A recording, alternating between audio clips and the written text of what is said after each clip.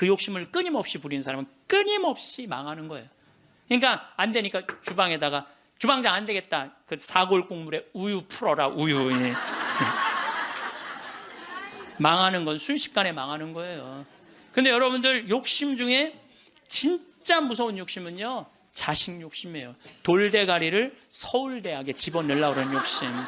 이 욕심이요, 대한민국을 불행으로 만드는 거예요. 서울에 학교 다니는 단 한 명도 없어요. 6명이 다 그렇게 지방대학을 저지하겠다고 저지방 우유를 그렇게 먹였는데도 다 저지방대학, 다 저지방대학. 저는 남하고 잘 비교하지 않아요. 왜냐하면 비교해도 내가 안 되는 게 너무 많아. 키도 조그마고 얼굴도 씹다 뱉은 수제비같이 생기고 안 되는 게 너무 많은데, 물론 나름대로 괜찮죠. 나름대로 괜찮은데 남하고 비교하는 순간부터 행복은 날아가는 거예요. 황창현 신부님의 행복 특강 시작하겠습니다. 영상이 마음에 드신다면 구독, 좋아요, 알림 설정 부탁드립니다. 황창현 신부님의 지혜로 사랑과 행복이 가득한 삶이 되시길 바랍니다.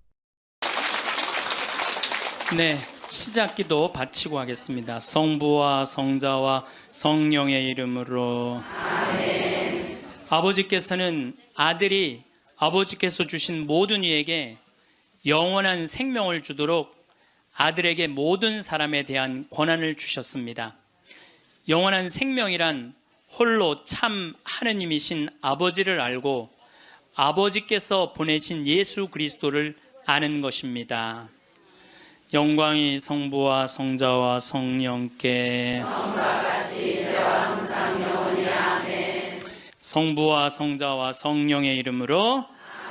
참 예수님, 네, 반갑습니다. 자, 우리가 이제 죽음 껴안기라는 주제로 강의를 이제 9시간째 하고 있습니다. 여러분들, 우리가 이 세상을 살면서 차마 죽지 못하고 이 세상의 미련을 끊임없이 갖고 있는 이유 중에 하나는 욕심 때문에 그래요. 우리가 마음에서 욕심을 놓으면요, 삶도 행복하게 살 수 있고 죽음도 행복하게 받아들일 수가 있습니다. 여러분들이 쓰고 있는 살림살이의 70%는 손도 한 번 안 댄대요. 여러분들이 지금 쓰고 있는 살림살이 생전 쓰는 게 30%도 안 돼. 시집 올 때 그걸 싸갖고 들고 와갖고 이걸 버리지 못하고 평생을 이사 갈 때마다 들고 다니는 거야. 한 번도 쓰지도 않을 거. 그러니까 우리가 좀 인생을 좀 홀가분하게 살아갈 필요가 있는데 너무 많은 걸 지고 살아가기 때문에 인생이 힘든 거예요. 버릴 건 버리고 가져갈 것만 가져가야 되는데 다 가져가려고 그러는, 다 가져가려고. 여러분들이 쓰고 있는 핸드폰의 70%는 기능도 모른대요. 네, 내가 이걸로 정보를 검색하는 것도, 텔레비전을 보는 것도, 인터넷을 하는 것도, 이메일을 하는 것도 아무것도 모르고 그저 주고받는데도 100만 원짜리 휴대폰을 쓴다는 거예요. 내가 할머니들하고 사진 찍을 때 정말로 복장 터질 때가 많아요. 할머니들이 사진 찍자고 하고 다 이렇게 쓰면은, 자, 신부님 웃으세요. 딱 웃으면 할머니들이 막 찍으면서 핸대는 소리가, 신부님 근데 왜 내가 나와? 왜 내가 나와? 막 이래요. 막. 이게 왜 안 눌려? 안 눌려? 이래고. 제가 보기에는 우리나라 국민의 80%는 100만 원짜리 들고 다닐 필요 없어요.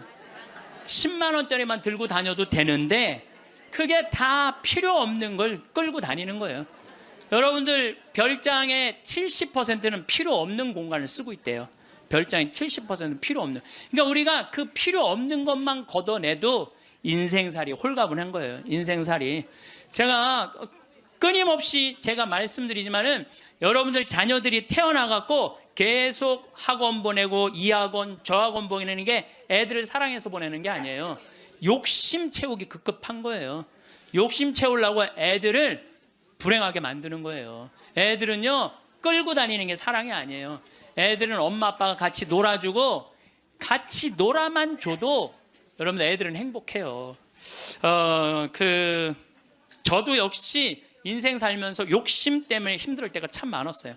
제가 막 생태마을 꾸밀 때 뭐 주머니에 돈 한 푼 없었고, 물론 우리 할아버지 신부님이 도와주긴 했지만 이것저것을 계속 내가 이거 하고 싶고 저거 하고 싶고 욕심을 피다 보니까 내 인생 자체가 힘들더라고요. 그래서 5년 전부터 아무것도 안 하는 거야. 아무것도 안 하고 몸 안에 강의 열심히 다니고 청국장 열심히 만들고 이런 것만 하니까 사는 게 너무너무 즐거운 거예요. 근데 내가 집 한 채를 짓는다, 성당 하나를 짓는다, 뻥뻥 터질 때는요, 인생이 힘든 거예요. 여러분들 인생 살면서 가장 무서운 단어가 뭔지 아세요? 확장 이전이야. 확장 이전. 인생 살면서 가장 무서운 단어가 확장 이전이에요. 내가 뭐 지난번에도 아침마당에 나가서 얘기했지만 내가 25평에 살아. 여러분들 25평이면요 고래 등짝에서 사는 거예요. 우리 조상들은요 1m 80, 1m 80 학고 방에서 살았어요. 그 여러분들 옛날에 그 토담집에 들어가 보세요. 고개 들면 머리가 닿아요. 그리고 방 안에 앉으면은 4-5명 앉으면 엉덩이 들이밀 데가 없어요.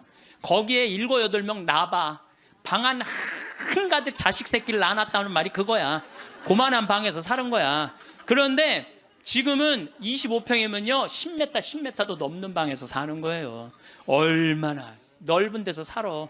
근데 50평짜리 아파트 산 친구가 집들이 한다고 가보니까 우리 집 25평이 그 집 화장실에 들어가게 생긴 거야. 이 친구가 자랑을 해내. 5억 주고 샀는데 8억으로 뛰었다고. 이 사람은 3억에 25평에서 25평도 거기도 충분한데 확장 이전에 욕심이 드는 거야. 나도 2억 대출 받아서 50평으로 확장 이전을 해야 되겠다. 그래갖고 대출을 받아갖고 확장 이전을 했어. 근데 했는데 하는 날부터 행복할 줄 알았더니 그날부터 너무 인생이 힘들어. 왜냐하면 25평에서는 25인치가 볼만했는데 50평에 25인치를 갖다 놓으니까 테레비가 요만하네. 테레비 어떻게 해야 돼? 확장 이전해야 돼요. 테레비 확장 이전해야 돼. 냉장고 25평에서는 투도어 그냥 괜찮았어. 근데 50평에 갖다 놓으니까 쓰레기통 같아. 어떻게 확장 이전해야 돼? 6도어로 확장 이전해야 돼요. 그런데 도대체 25평에 살 때는 이 아반떼 타고 다녔을 때 하나도 안 창피했어. 왜냐하면 그 25평에 사는 사람들은 다 엑센트, 무슨 K3, SM3, 뭐 소나타 이 정도인데 50평에 이사 가보니까 벤츠, BMW, 아우디네 다. 도대체 아반떼를 끌고 저녁 시간에 그 동네로 퇴근하고 싶지 않은 거야. 창피해서. 그래서 밤 10시에 아무도 안 볼 때 밤 10시에 집에 내 집인데도 그게 확장 이전 때문에 생긴 고통이에요. 여러분들 이 동부건설, 동부철강 얼마나 잘 나가던 회사예요. 그런데 60개 계열사로 늘리는 바람에 도저히 회사를 유지 못하니까 1조 얼마를 분식회계를 해갖고 여러분들 투자자들 싹 날려요. 지금 그 회장님은 지금 12년 감옥형이에요. 그냥 동부철강, 동부건설 그냥 동부화재 하지 뭘 확장 이전을 한다고. 그 바람에 그 호의호식할 수 있는데 감옥에 가 있잖아요. 한순간에 무너지는 거야. 한순간에. 그러니까 여러분들도 인생 한순간에 무너지고 사기당하는 건요. 뭐 때문에 그러는 줄 알아요? 마음 안에 욕심 때문에 그러는 거예요. 이번에 세월호도 300명 죽은 것도 304명 정확하게 죽은 것도요. 욕심 때문에 그래요. 이게요. 나만 잘 살려고 그러는 욕심은 무서운 거야. 욕심을 부려도 다 같이 잘 살려고 그러는 욕심을 부려야 돼. 욕심을 부리면. 근데 대한민국 사람들은 나만 잘 살려고 그래. 살려면 다 같이 잘 살아야 되는데. 그래서 여러분들도 제발 다 같이 잘 사는 욕심을 좀 부렸으면 좋겠어요. 그 세월호의 선장이요. 여러분들 6,000톤급 내가 조사를 해봤어. 6,000톤급 배 선장은요. 보통 월급이 1,500만 원이에요. 근데 이 세월호의 선장은 270만 원 줬어요. 그러니까 1,200만 원 떼어먹은 거예요. 1,200만 원. 자기 주머니로 들어간 거죠. 자기 주머니로. 그 다음에 이 선원 15명 가운데 9명이 계약직이었어. 계약직이니까 자기만 살아서 나온 거예요. 저기 학생들이야 죽거나 말거나. 이게 500명이 넘는 생명을 다루는데 계약직으로. 그리고 1등항에서 2등항에서 뭐 월급이요 180만 원, 170만 원, 200만 원이었어요. 다른 저기 막 외국 회사에 보면 600만 원, 800만 원, 900만 원인데. 그러니까 다 떼먹어. 그러니까 누구만 잘 살라고 그랬던가? 나만 잘 살, 나만 잘 살. 다 같이 잘 살라고 그러는 욕심을 부려야 되는데 자기만 잘 살라고 그러는. 여러분들도 인생 살아가면서요. 언제 괴로우냐면은 이놈의 확장 이전하려고 그럴 때 괴롭다니까. 내가 100명 들어오는 식당을 운영하고 있어. 근데 뭐 50명이 더 와. 150명이 와. 바글바글해. 자리가 없어. 예, 자리가 없어. 그러니까 야, 내가 150명 들어오는 가게로 확장 이전을 하면은 저 50명까지 받을 텐데 악마가 속삭여요. 그럼 150명 들어가는 걸로만 하면 참 좋은데 확장 이전을 할 때는요 300명 들어오는 걸로 해요. 사람이 다 그래. 이상하게 300명 들어오는 걸로 해. 그 돈 벌고 싶은 욕심에서 그런 거예요. 그게 아주 미세한 차이인데요, 그 욕심을 부리지 않는 사람은 인생을 실패하지 않고 그 욕심을 끊임없이 부리는 사람은 끊임없이 망하는 거예요.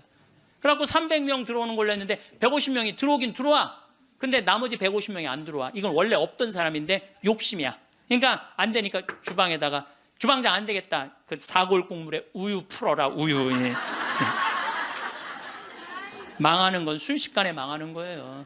근데 여러분들 욕심 중에 진짜 무서운 욕심은요 자식 욕심이에요. 돌대가리를 서울대학에 집어넣으려고 그러는 욕심. 이 욕심이요 대한민국을 불행으로 만드는 거예요. 이 욕심을. 제가 이거 뭐 방송 때 이거 죄에 대해서 얘기할 때 했는데 어느 고등학교 명왕성이라는 영화 찍은 감독 얘기예요. 고등학교 2학년 아이가 전교 2등을 했다는 거예요. 근데 이 엄마는 전교 2등 하는 아이한테 매일 이 바보 같은 년아 네가 뭐가 모자라서 1등을 못해요. 여러분들 전교 2등이면 어딘데. 전교 2등이면 여러분들 내 자식이 전교 2등하면 고맙다고 그래야 되지 않아요? 나는 진짜 고등학교 1학년 때 전교 610명 중에 597등 했다니까요. 내 뒤에 딱 13명 있어요. 13명. 걔네들이 어떤 애들이냐면 태권도부 조종부 애들이었어. 민간인으로 내가 단연 1등이었어 뒤에서. 그런데 제가 여러분들한테 말씀드려요. 저는 어렸을 때부터 이날 때까지 항상 즐겁게 놀았던 기억이 많아요. 공부했던 기억보다는. 근데 저는 참 행복해요. 근데 공부만 했던 사람들하고 얘기해 보면요 행복했던 기억이 없대요. 그럼 누가 남는 장사야? 맨날 놀고 맨날 행복한 내가 남는 장사 아니에요. 그게 남는 거예요. 그러니까 여러분들 자식들 공부 못한다고 구박할 게 아니라는 거예요. 행복한 길을 찾아주면 되잖아요. 고등학교 2학년 때 얘가 1등 아이가 시험을 못 봐갖고 어부지로 얘가 1등을 했어. 얘가 내자 써놓고 15층에서 뛰어내려 죽었잖아요. 이제 됐지. 엄마한테 한 마지막 항변이죠. 그리고 죽은 거예요. 여러분들 우리가요 2009년에 202명의 중고등학생들이 자살을 했어요. 202명의 중고등학교 학생. 1년에 300명씩 죽어요. 지금 자살로. 청소년 자살률 세계 1위가 우리나라예요. 이게 누가 죽이는 건 줄 아세요? 대한민국 국민들이 죽이는 거예요. 이번에 세월호에서 이 단원고등학교 249명 죽었어. 그거보다 더 많은 숫자가 1년에 자살해서 죽어요. 부모들이 죽이는 거죠. 부모들이. 이게 뭐 때문에 죽이는 거예요? 욕심 때문에 욕심 때문에. 그리고 나는 고등학교 2학년 때 전교 꼴등을 했어도 꿈은 있었어. 신부가 되고 싶은 꿈. 나는 고등학교 2학년 때 신부 원하면 그냥 다 가는 줄 알았어. 근데 딱 올라가 봤더니 공부를 잘해야지 신학교를 가는 거예요.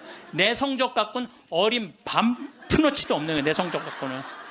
그래서 진짜 신부가 되고 싶은 열정에 공부 열심히 했어요. 근데 첫 시험에 전교 25등을 했어요. 전교 500 꼴등 하던 놈이. 난 뭐 너무너무 감사하죠. 신학교만 들어가면 되니까. 그래 나는 고등학교 2학년 때 우리나라의 대학은 딱 4개 있는 줄 알았어요. 서울대, 연대, 고대, 신학교. 그랬더니 담임선생님이 우리 어머니한테 얘 공부 조금만 더 하면 서울대 갈 수 있을 것 같다고. 내가 다니는 학교와도 명문고등학교였거든요. 나는 그 일반 학교 갈 생각이 전혀 없었어. 오로지 신부님이 목표였어요. 그러니까 어머니가 반대 진짜 많이 했어요. 정말 이건 눈물 없이 못 듣는 얘기야. 얼마나 나를 괴롭혔는지 몰라요. 고등학교 3학년 때는 잠을 안 지었어. 새벽 3시까지 설득한다고. 아버지는 회사 사표 낸다고 그러고 어머니는 죽는다고 그러고. 왜냐하면 어머니 아버지가 성당을 안 다녔거든요. 아무도 우리 집에 형제들도 아무도 성당을 안 다녔으니까 이해를 못하는 거죠. 그러니까 아버지 이론이 그거야. 왜 평생 남의 손에 밥을 먹으려고 그러느냐 이거예요. 마누라가 해주는 밥을 먹어야지. 예? 그리고 대를 이어야지 그게 조상님 얼굴을 보는 거지. 대가 끊어지면 어떻게. 나는 막내인데 무슨 대를 이어. 장난만 이으면 되지. 예. 맨날 그냥 고등학교 3학년 때 어머니 아버지가 뭐 제주도로 내려간다는 둥 뭐 하여튼 굉장히 반대가 심했어요. 그래도 저는 귀에 하나도 안 들어왔어요. 저는 그때도 어렸을 때 내 인생이야 이건. 엄마의 인생이 아니고 아버지의 인생이 아니야. 내가 원하지 않는, 여러분들 죽음에 대한 강의할 때 내가 말씀을 드리는 게, 죽을 때 가장 후회하는 게 내가 왜 내가 그때 그거 하고 싶을 때 못했을까. 그게 가장 후회된다는 거 아니에요. 그래서 나는 내 인생이기 때문에 내가 아무리 어머니 아버지를 사랑해도, 어머니 아버지가 아무리 나를 사랑해도 내 인생은 내 인생인 거야. 그게 너무 강렬했죠. 사제가 되고 싶은 욕심이. 그래갖고 이제 고등학교 3학년 반대를 심하게 했는데 어쨌든 나는 신학교 원서를 넣어서 신학교 합격을 했어요. 너무 행복했어요. 온 세상을 다 얻은 것 같았어요. 그래갖고 집에 갔는데 어머니 나 신학교 합격했습니다. 근데 안방에서 빗자루 들고 두들겨 패는 거야. 막 두들겨 패는 거야. 나가라고. 너 같은 자식 필요 없다고. 나는 또 어머니가 또 안내조차도 내 발로 또 잘 집을 나갔어요. 나가라고.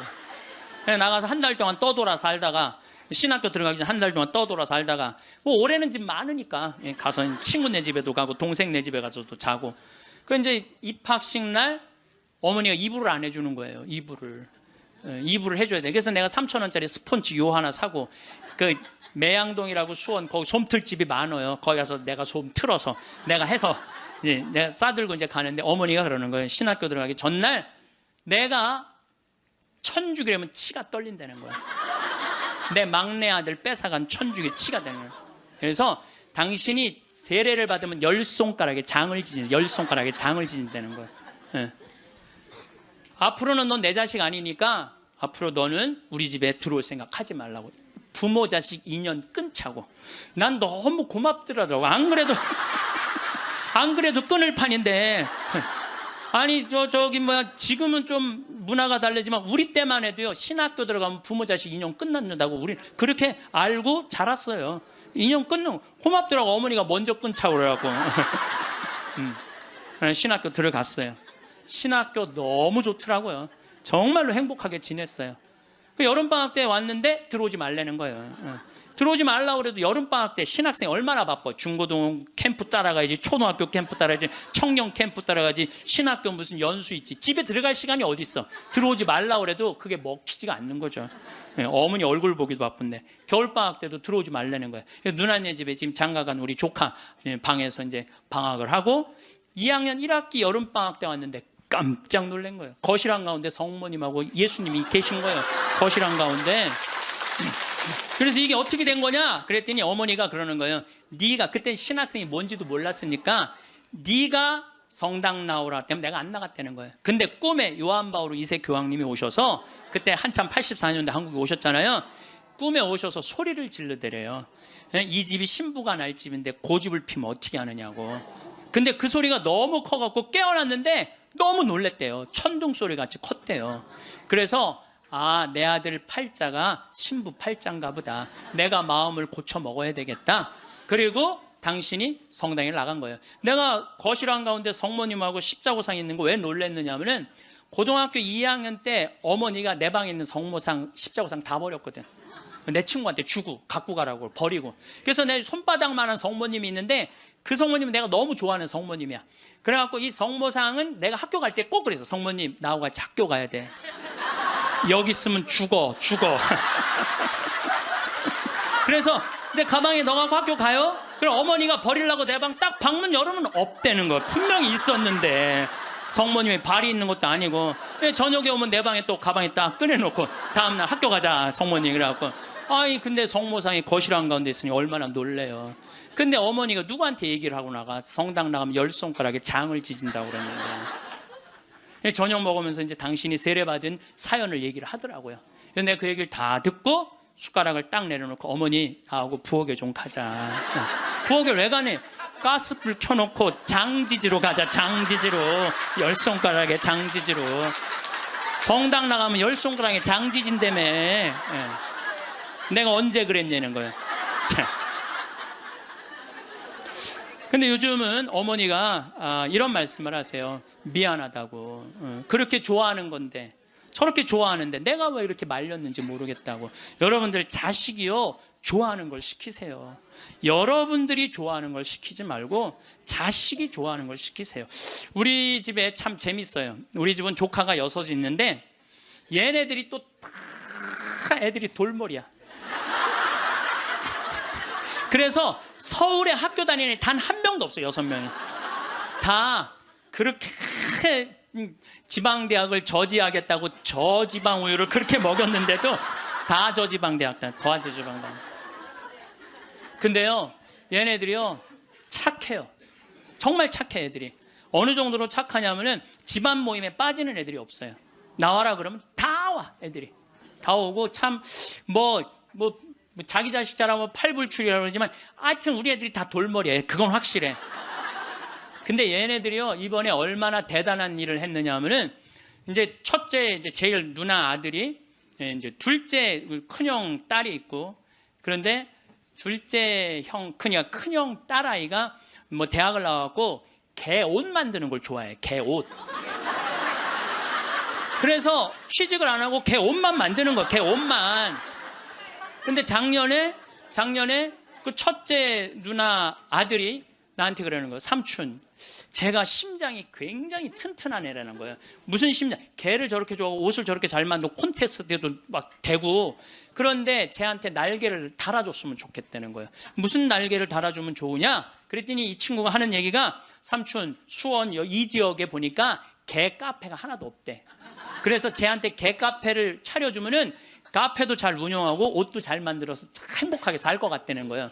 그래갖고 자기네들끼리 이제 6 애들이 모여갖고 회의를 계속 하는 거야. 어떻게 하면은 개카페를 어느 가게도 자기네들끼리 보러 다니고, 여러분 이게 보통 쉬운 일이 아니거든요. 근데 자기네들끼리 다 하는 거야. 그러더니 삼촌, 근데 내가 또 선경 지면이 있잖아요. 우리 조카 애들이 머리가 돌머리니까 우리 형제들한테 무슨 얘기냐면, 쟤네들 변변하게 취직 못할 것 같으니까 우리 쟤네들을 위해서 개 모임을 해두자. 그래갖고 개 모임을 계속 해갖고 돈을 많이 모아놨어요. 걔네들을 위한 돈을 모아놨어. 그래갖고 이제 돈을 모아놨는데 지원을 해달라는 거예요. 통장은 내가 갖고 있으니까 니네들 계획서 갖고 와봐. 계획서를 갖고 왔는데 기가 막히게 해왔더라고. 그래서 좋아. 그러면은 내가 지원을 해줄게. 그래갖고 이제 그 형제 황씨 사랑의 통장이야 이름이. 예. 그때 황씨 사랑의 통장, 거기서 애들을 2억에 내야 되는 걸 자기네들 손으로 다 치라고 해갖고 1억에 가게를 낸 거야. 예. 가게를 냈는데 요즘 얼마나 가게가 잘 됐냐면 손님이 너무 많이 와갖고 티켓을 준대. 몇 시에 오라고 이렇게. 여러분들, 저는 우리 애들을 보면서요, 내가 걔네들이 서로 친하고 그래. 야, 얘네들아, 니네들이 왜 서로, 그 막내집 딸은, 그러니까 둘째 형님 딸은 커피 바리스타 배워갖고 커피 내리고, 그 오빠는 기획하고 커피 기계 사주고, 그리고 큰형 딸은 거 운영하고. 이게 쉬운 일이 아니잖아요. 그래서 내가 불러갖고 걔네들한테 한마디 했어요. 야, 니네들 중에 서울대학 다니는 애 한 명만 있으면 니네들 절대 이렇게 안 돼. 니네들이 다 저지방 다니기 때문에 이렇게 친한 거야. 그래서 니네들 저지방 다니는 게 다 축복이야. 축복. 축복이야. 그래서 공부 못한다고 불행하다, 공부 못한다고 행복하지 않다, 그 생각을 버리라. 얘네들 만나면은요 너무너무 즐거운 거야. 나는 정말 내 조카들이지만은 참 존경스럽고 사랑스럽더라고요. 그래서 여러분들도 내 애를 꼭 공부로 비교하지 말라는 거예요. 애들이 성격 좋고 성실하면 되잖아요. 그러면 어디든 가서 해내거든요. 근데 그냥 공부만 하는 애들은요, 이게 교우 관계도 좋지 않고 사랑 관계도 좋지 않으면 힘들거든요. 며칠 전에도 갔더니 손님들이 꽉 차 있더라고요. 내가 이렇게 가서 보니까 가끔 시차를 나가야죠, 내가. 참 기특하더라고요. 그래서 이 세상이 막 험난하다고 그러지만은 그렇게 형제들끼리 어울려갖고 그렇게 하면은요, 세상 살아가는 게 험난하지가 않다니까요. 근데 우리는 너무 개인적이고 너무 이기적이야. 서로 협동할 줄을 모르는 거야. 그러니까 이 세상 이렇게 잘 먹고 잘 사는데도 제가 늘 말씀드리잖아요. 대한민국이 5,000년 역사상 이렇게 잘 먹고 잘 산 적은 없어요. 5,000년 역사상. 그런데 왜 국민들은 행복하지 않다고 그래? 이게 나누지 못해서 그래. 나누지 못해서. 너무 이기적이라 그래. 너무 이기적이고 사랑을 할 줄 몰라서 그래. 제가 이제 다음 강의 때는, 이번에는 죽음 껴안기로 9시간 했으니까 다음에는 삶 껴안기로 강의를 할 거예요. 삶 껴안기로. 삶 껴안기 때 사랑을 얘기를 많이 할 거예요. 지금 우리 이 대한민국 사회가 가장 필요한 게 뭐냐면 사랑이에요. 예수님이 말한 사랑을 살지 않기 때문에 우리가 각박한 거예요. 여러분들, 우리가, 제가 요즘 그런 공부를 이제 강의 준비를 하면서 조사를 해보니까요, 우리보다 훨씬 가정적인 나라들이 훨씬 많아요. 우리보다 가정적인 나라가 훨씬 많아요. 그래서 여러분들, 이제 우리가 생각을 좀 바꾸고 삶을 좀 바꿔야지 이 세상도 행복하고 죽을 때도 행복하게 죽을 것 같아. 자, 마지막으로 우리 교황님께서 행복 10계명을 작년에도 내놓고 올해도 내놓으셨는데, 내가 이게 내용이 너무너무 편안하고 좋아서 여러분들한테 소개를 해드립니다. 우리 교황님이 뭐라고 그러냐면, 자신의 방식대로 인생을 살되 타인의 인생을 존중하라. 이게 참 좋은 것 같아요. 우리는요, 남 잘 되는 꼴을 못 봐요. 남 잘 되는 꼴을 일단 깎아내리는 거야. 예. 내가 하면 로맨스, 남이 하면 스캔들이야. 예. 근데 남이야 어떻게 살든 내 멋에 살 줄 알아야 돼요. 남이 어떻게 살. 근데 우리는 자기 멋이 없는 거야. 자기 개성이 없는 거야. 아니, 우리 마리아, 그 아이가 8월 15일 날 태어나고 본명이 마리아인데, 마리아 그 개카페를 이렇게 하는 거 보면 자기의 삶이 있어. 자기의 영역이 있어.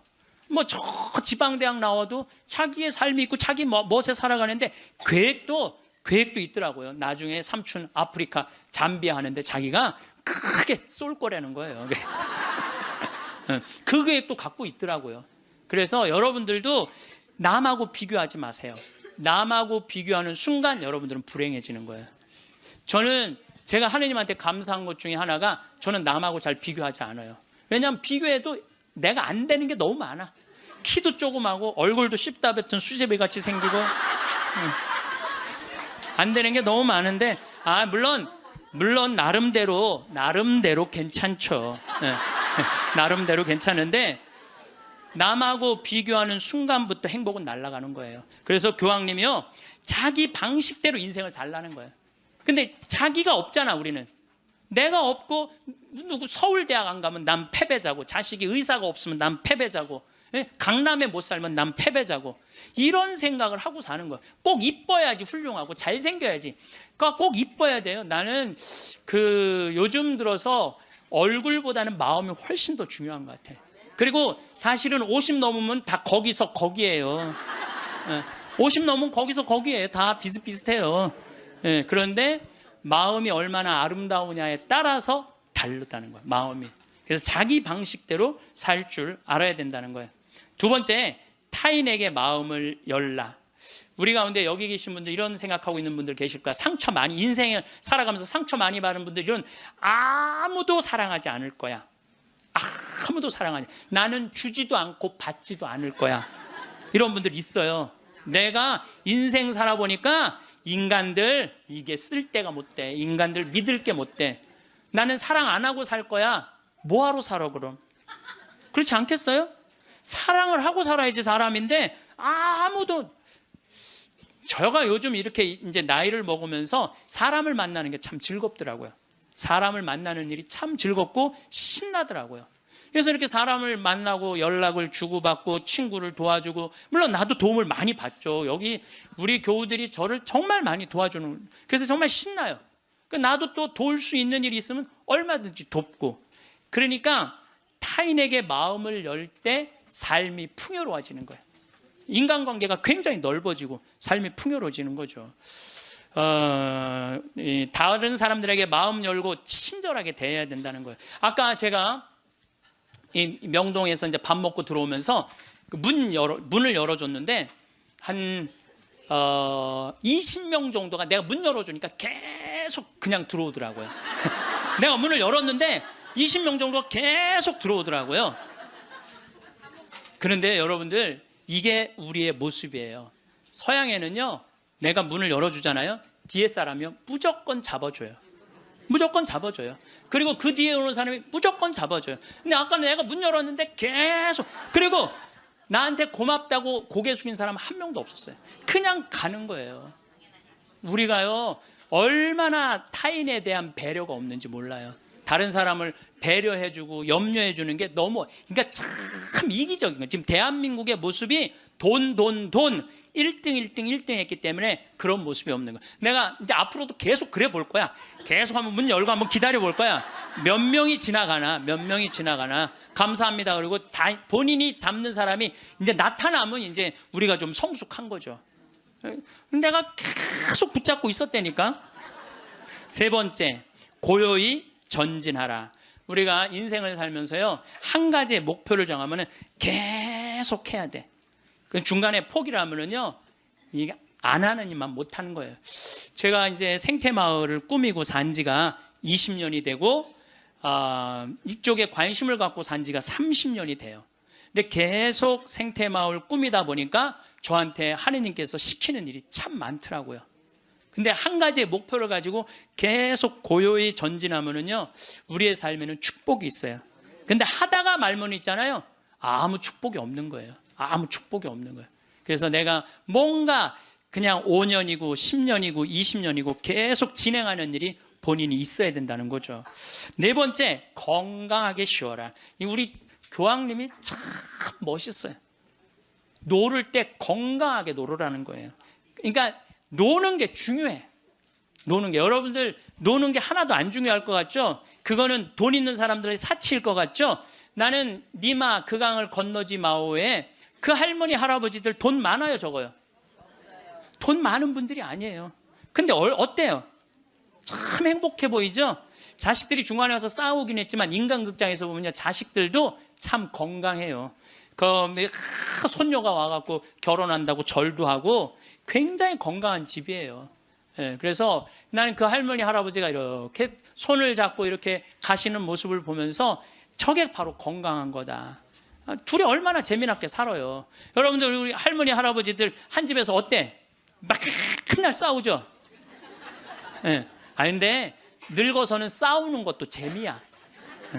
싸우지까지 않으면 무슨 재미로 살아 둘이서. 싸우는 것도 재미예요. 근데 놀 때 건강한 놀이 문화를 만들 필요가 있는 거예요. 자기 취미 생활을. 우리 생태마을의 직원들이 이렇게 보면은 이제 생태마을에서 살면서 사는 게 즐거운 게 있는 것 같아. 그래서 건강하게 노는 법을 배우는 것 같아. 건강하게 노는 법을. 그래서 이번 9월 15일부터 9월 30일까지는 미국 횡단 여행 간다니까 우리 직원들이 15일 동안. 참 좋죠. 식사 시간만이라도 테레비를 끄고 눈을 마주보고 대화를 하면서 밥을 먹으라는 거예요. 교황님 얘기예요. 교황님 얘기, 내 얘기가 아니고. 근데 우리는 식사 때도 그러니까 가족이 아니야. 우리는 한 집에서 그냥 사는 거지. 식구가 아니라니까요. 식구가. 다섯 번째, 일요일은 가족과 함께 보내라. 여러분들 인생 살아가다 보면 나이를 먹으면 먹을수록 가족밖에 없다는 생각 참 많이. 물론 친구도 벗도 중요하지만은 가족이 참 소중한 거예요. 그래서 근데 우리나라는 가족을 위해서 산다며 가족을 한 번도 안 만나는 아빠들이 너무 많아요. 30살에서부터 50살 때까지 가족을 산다면서 가족을 만나지 않아. 일요일 날 가족하고 함께 영화를 보러 가고 함께 운동을 하러 다니고. 어제 잠깐 보니까 스웨덴에서 아빠들이 이제 이 휴일을 평일날 해요. 그래갖고 이제 월요일 날 오전에만 근무하는 거야. 그리고 애들하고 노는 거야. 그게 너무 잘 돼 있어요. 근데 뭐 비단 그것뿐만 아니라 제가 가서 내 눈으로 봐도 너무너무 잘하는 거예요. 근데 우리는 성당 활동도 엄마 아빠 아들 딸 다 하는데 보면은 집에 오면 서로 말을 안 하잖아. 성당 얘기도 안 하고 하느님 얘기도 안 하고. 대화할 줄 모르는 거죠. 여섯 번째, 젊은 세대에 품위 있는 일자리를 만들어줄 혁신적인 방법을 찾아라. 이 교황님 말씀이에요. 젊은이들이 일을 해야 되거든요. 우리나라의 또 심각한 문제 중에 하나가 젊은이들이 일거리가 없는 거야. 일거리가. 그리고 젊은이들이 노동의 소중함을 몰라요. 저는 요즘 꿈꾸고 있는 게 하나 있어요. 뭐를 꿈꾸느냐 하면은 이제 대한민국 여기서 일 안 해도 돼요. 내가 이제 이번 1월 30일 날 잠비아에 가거든요. 근데 무프리나 지역의 시장을 만나기로 했어요. 시장을 만나서 얘기를 하려고 그래요. 땅을 좀 달라고. 거긴 땅을 잘 줘요. 땅이 우리나라보다 7배 넓거든. 근데 다 평지야. 근데 비도 많이 오시고 땅도 옥토예요. 근데 그걸 할 줄을 모르는 거예요. 참 대한민국은요 1953년 여기서 잠비아가 그때 우리보다 잘 살았어. 근데 60년이 지났는데 잠비아는 하나도 발전하지 않고 우리는 이렇게 발전한 거야. 기적을 일으키긴 했죠. 그래서 이제 거기다 땅을 사놓고 내가 하고 싶은 건 뭐냐면은 우리나라 노숙자들 괜찮은 사람인데 노숙자 된 사람들 많아요. 예. 그래 그 사람들 노숙시설 운영해갖고 거기서 재활 훈련을 해서 이제 더 이상 돈에 대한 욕심 부리지 말고 한번 아프리카에 가서 농사도 좀 멋있게 짓고 젊은이들도 마찬가지야. 돈 벌을 필요 뭐 있어. 먹고 그냥 살면 되지. 꼭 돈을 벌어야 돼. 그래도 나는 최소한 200만 원은 주니까 최소한 200만 원 주니까 그럼 아프리카에 가서 여기서 기술 좀 배우고 지금 한 1000만 평 달라고를 판이거든요. 이번에 가서 그럼 1000만 평이면 포크레인도 다 보내놨고 트랙터도 이번엔 불도저를 살려고 그래. 불도저 사갖고 지금 수녀님이 옥수수가 올라오는데 너무너무 신난다는 거예요. 옥수수가 올라오는데 그럼 거기 내가 좀 보내려고 생각하고 있어요. 이번에 이제 마침 대사도 거기 이제 대사관이 없었는데 잠비아에서 대사가 오면 우리도 대사를 보내야 된대요. 대사관도 이제 생기고 아주 신나는 일이에요. 근데 어떤 분들이 이런 얘기를 해요. 신부님, 한국 사람들도 지금 굶는 사람들이 많은데 뭐하러 아프리카까지 돕느냐고 내가 이런 분들한테 오늘 공식적으로 말합니다. 그래서 우리가 전쟁 끝나서 우리끼리 일어나서 이렇게 잘 먹고 잘 삽니까? 우리가요 미국에서 보내준 옥수수, 밀가루, 옷 가지고 살아난 거예요. 그게 이기적이라는 거예요. 우리는 그렇게 못 먹고 못 살 때 그렇게 원조받아서 이렇게 일어섰는데 이제는 누가 할 차례야? 우리가 할 차례예요. 우리가 한국 사람들도 도와줘야 되지만은 지금 우리보다 엄청 못 사는 사람들 많아요. 이거 대한민국 사람들이 도로 나갈 때 대한민국이 건강해요. 우리끼리만 잘 먹고 살자 그러면 대한민국 건강하지 않아요. 그래서 지금 다른 나라에 지금 수많은 지금 한국 사람들이 도로 나가고 있거든요. 그게 또 국격을 높이는 일이야. 국격을 높이는 일이에요. 여러분들 대한민국 나가면요 잘 먹고 잘 사는데 그만큼 존경을 못 받아요. 왜냐하면 나누지 않기 때문에 그래요. 그래서 우리 교회가 저는 그런 일을 해야 된다고 생각하고 그 젊은이들이 제가 지난 그 봉사자들 데리고 가서 해고 왔는데 애들이요 정말 너무너무 행복해 하더라고요. 20명들이. 그래서 여러분들도 젊은이들한테 여러분들은 뭐 할 일은 아니겠지만 우리 기업하는 사람들, 정치하는 사람들이 젊은이들이 일할 수 있는 여러분들도 책임 있네. 애들 그냥 책상에서만 그냥 공부시키는 게 애들이 일을 안 하지. 그래서 좀 운동도 좀 하고 이런 사회 문화가 됐으면 좋겠어요. 7번째, 자연을 존중하고 돌보라. 교황님이 환경 중요하게 여긴 거죠. 자, 여러분들 이번에 지금 바다가요 어느 때보다도 뜨겁대요. 겨울 바다가. 이게 이제 뭘로 나오느냐면 엘니뇨라는 걸로 나오게 돼 있어요. 지금 겨울에는 바다가 식어져야 돼. 그래갖고 한 4도, 3도까지 내려가야 돼. 근데 지금 겨울 바다가 만약에 20도, 25도가 올라가잖아요. 그럼 여름에 35도, 37도까지 올라가요. 그렇게 되면은 태풍, 슈퍼 태풍 이런 게 온다는 거예요. 근데 그거 올 가능성이 굉장히 많다는 거예요. 그리고 지난 11월은 역사상 가장 더운 11월이었대요. 근데 여러분들 잘 모르죠. 이게 지금 어떻게 이렇게 돌아가는지 저렇게 돌아가는지. 우리가 자연을 사랑할 때 자연도 나를 사랑해줘요.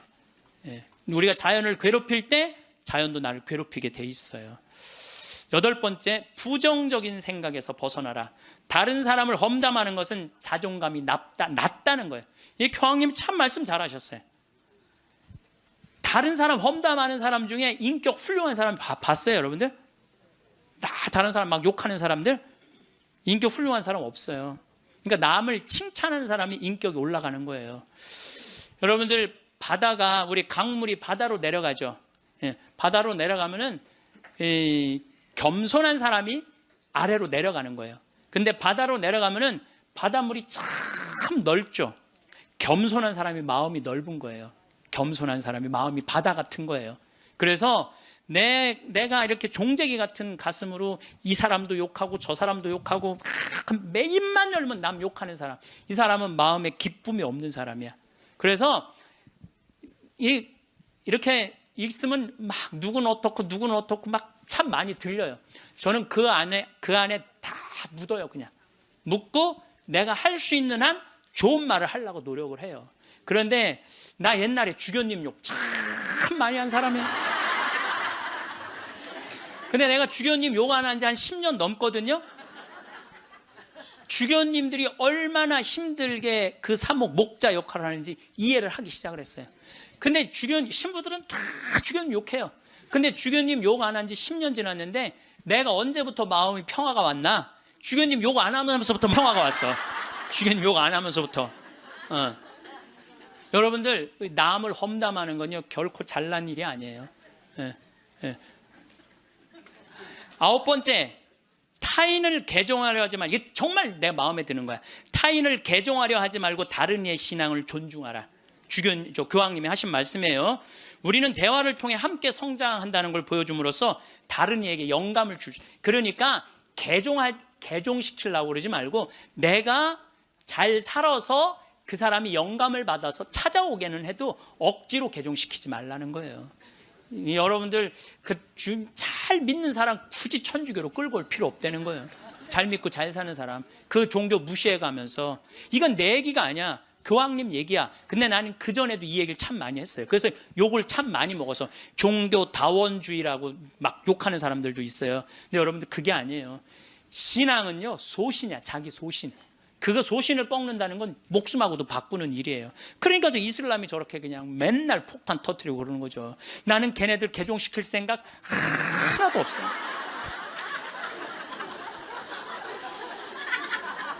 교황님이 뭐라고 그러냐면 모든 일 가운데 최악은 개종이다. 교회는 개종이 아니라 교회가 보여줄 수 있는 매력을 통해 사람들이 동참하도록 성장해야 된다. 그 얘기를 교황님이 하셨어요. 그래서 우리 천주교 좋아. 그래 개종시켜놨더니 와서 보니까 좋은 거 하나도 없고 말씀도 없고 신앙도 없으면은 그 뭐야? 그렇잖아요. 근데 내가 열심히 살고 하느님 기쁨, 복음, 내 안에 기쁨이 막 흘러넘쳐, 내 안에 복음이 흘러넘쳐. 그럼 그 기쁨을 나눠 가지는 사람은 그거는 바로 그게 교황님이 원하는 거라는 거죠. 10번째, 평화를 위해 일해라. 전쟁이 끊이지 않는 시대에 사는 우리는 평화를 위한 목소리를 내야 된다는 거죠. 평화는 아무것도 하지 않고 가만히 있는 상태가 결코 아니라는 거죠. 그래서 우리들이 평화를 위해서 일하는 거. 여러분들, 우리가 지금 평화를 위해서 일할 수 있는 거 참 많죠. 저는 제가 우리 생태마을 꾸미는 일도 참 행복하고, 우리 교우들한테 건강한 먹을거리 제공하는 것도 행복하고, 잠비아 일 꾸미는 것도 행복하고, 이제는 남미 쪽에 신부들하고 연결을 하고 있어요. 남미 쪽도 우리가 도와줄 수 있으면 도와주는 일도 지금 하려고 지금 추진 중에 있어요. 그래서 일단은 남미에 있는 신부님, 수녀님들한테 프로그램을 내봐라. 그럼 내 1년에 일단은 1,000만 원씩 도와주겠다. 돌아가면서 그렇게 해놨는데 이제 곧 있으면 회의를 한대요. 그래서 편지는 해놨는데 어떻게 될지 모르겠어요. 자, 여러분들, 우리들이 잘 사는 사람이 잘 죽을 수 있는 거예요. 이제 예수님이 십자가에 못 박혀 돌아가시고 3일 만에 부활하셔서 하늘나라 문 열어놓으셨어요. 그 문을 들어가느냐 안 들어가느냐 누구한테 달려있는 거냐면 우리한테 달려있는 거야. 나의 믿음, 나의 삶에 달려있는 거야. 그래서 그 하늘나라가 어떤 세상이 전개될지는 우린 모르지. 바오로 사도 말처럼 지금은 희미하게 보이겠지만 그때는 완전히 잡을 수 있겠죠. 그렇지 않겠어요? 지금까지 그 하늘나라까지 다 상상하지 마세요. 그거 우리가 어떻게 알아? 그 다음 세계는 그 다음 세계에 가서 알아보면 되지. 여러분들 엄마 뱃속에 있을 때 여기 이렇게 될 줄 알았어요? 그렇죠? 똑같은 거예요. 우리가 마지막 하늘나라는 하늘나라 가서 경험하면 되는 거예요. 하느님 온전히 믿고 이 세상 기쁘게 살면은 여러분들 행복한 나날 되고 마지막 날 영광스럽게 예수님 만나서 얼싸 안을 수 있으리라 생각을 합니다. 김수환 추기경님께서 2001년에 독일 어느 노인의 시라는 걸 옮겨 놓으셨는데 내용이 좋아서 마지막 기도로 바치겠습니다. 성부와 성자와 성령의 이름으로 아멘. 세상에서 으뜸인 일은 기쁜 마음으로 나이 먹고 일하고 싶지만 참고, 말하고 싶지만 침묵하고, 실망스러워질 때 희망을 갖고 마음 편히 공손하게 내 십자가를 지는 일. 젊은이가 힘차게 하느님의 길을 가도 시기하지 않고 남을 위해 일하기보다 겸손되이 남의 도움을 받으며 몸이 약해 아무 도움도 줄 수 없어도 온유하고 친절한 마음을 잃지 말자. 늙음은 무거운 짐이지만 하느님께서 주신 선물, 오랜 세월 때 묻은 마음을 세월의 무게를 담아 마지막으로 닦는다. 내 고향으로 돌아가려고. 이 세상에 나를 묶어놓은 끈을 하나씩 하나씩 끊는 것은 참 잘하는 일이다. 세상에 매어 있지 않아 아무것도 할 수 없게 되면 겸손되이 받아들이자. 하느님께서는 마지막으로 기도라는 가장 좋은 것을 남겨두신다. 손으로는 아무것도 할 수 없어도 두 손을 모으면 늘 할 수 있는 기도, 사랑하는 모든 일을 위해, 하느님께서 은총을 베푸시도록 빌기 위해, 모든 것이 다 끝나는 날 어서와 친구야, 너를 결코 잊지 않았어. 임종 머리맡에서 속삭이는 하느님을 만나게 될 것이다. 영광이 성부와 성자와 성령께 성부와 성자와 성령의 이름으로 아멘. 감사합니다. 황창현 신부님의 강의가 어떠셨나요? 부모가 자식에게 베푸는 사랑은 대가를 바라지 않는 순수한 사랑이라고 하는데요. 그런데 부모도 살다 보면 힘이 들 때가 있지요. 그럴 땐 이렇게 말합니다. 내가 너 키우느라 얼마나 고생을 했는데 하고요. 이 말에는 내가 너를 키우느라 이만큼 애를 썼으니 너도 노후에 나한테 보상해라 하고 바라는 마음이 깔려 있습니다. 사람인지라 삶이 버거울 때면 자식에게 기대고 싶거나 바라는 마음이 들게 됩니다. 그래서 부모가 자식을 원망하는 경우가 생기게 되지요. 부모가 되고 자식을 보면서 키우는 재미를 마음껏 누렸다면 자식이 이제 다 커서 효도를 하지 않더라도 조금도 서운하지 않을 것입니다. 자식을 키우는 동안 품에 안음으로써 이미 큰 기쁨을 누렸기 때문에 아이에게 사랑을 베풀었다는 생각도 없습니다. 그러니 자식이 독립해 제 가정을 건사하는 것만으로도 부모는 행복하고 고맙게 여기는 것이지요. 반면에 아무리 부모라도 내가 너를 키웠다 하는 생각을 가지면 자식에게 실망해서 괴로움을 자처할 수도 있습니다. 인생을 책임감으로 살게 되면 본인은 열심히 산다고 하지만 돌아보면 인생 전체가 허무하고 공허하게 느껴지기 쉽습니다. 자식을 위해서 어떤 부모가 될 것인가 하는 이런 생각은 겉으로는 훌륭하지만 실제로는 가족을 위해서 자신을 희생한다는 의미가 숨어 있습니다. 시간이 흐르면 결국 스트레스를 받게 되고 나의 지난 인생이 아쉽기만 합니다. 가족을 위해, 아이를 위해 내가 노력하고 헌신하고 희생한다. 이렇게 말하는 사람은 마음속에 사명감이 있지요. 어깨가 무거워진다고 하는데요. 이럴 때 한번 솔직하게 생각해 보세요. 혼자 지내는 게 좋은지, 가족과 함께 지내는 게 좋은지 말입니다. 혼자 사는 것보다 결혼해서 사는 게 낫고, 자식이 아무리 애를 먹여도 없는 것보다 있는 것이 낫다면, 아내 때문에 자식 때문에 자신이 희생하고 있다고 생각하는 것은 잘못된 것입니다. 나 자신을 더 힘들게 만들 뿐이지요. 오히려 아이들에게 항상 고맙다. 너희가 있어서 내가 행복하다고 말해보세요. 아내에게도 가끔 잔소리도 있지만 당신이 있어서 내가 사는 재미가 있네라고 말할 수 있어야 합니다. 이렇게 상대를 고맙게 여기면 가정이 화목해지고 저절로 좋은 아버지, 훌륭한 남편, 좋은 어머니, 훌륭한 엄마가 됩니다. 요즘에는 자식들이 장성한 뒤에도 자신의 인생을 희생하며 뒷바라지하는 부모들이 많은데요. 그러나 희생하는 데에는 한계가 있습니다. 결국에는 인생을 이렇게 살 필요가 있나? 내가 왜 가정에, 자식에 묶여서 이렇게 인생을 허비하나 하는 회의가 듭니다.